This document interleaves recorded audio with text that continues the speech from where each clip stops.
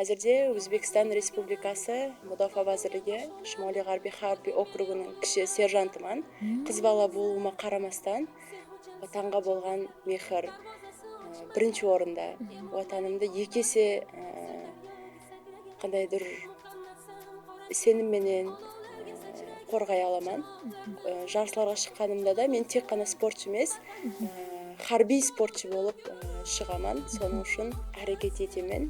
Қызларға, спортшыларға, ұлым айтқанда жастарға маслихатым, бір нәрсеге қызықсаңыз, ол спорт тарауы бола ма, ілім, білім ба, басқа тараулар ма, қандай қиыншылық болмасын, ақырына шекем бару.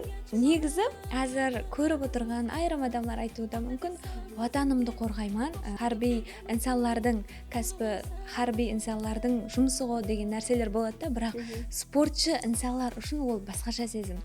Өзге елде тұрып, өз еліңнің байрағын көктерге көтеру, әне сол мақтаныш, әне сол ватанның абыройын қорғау.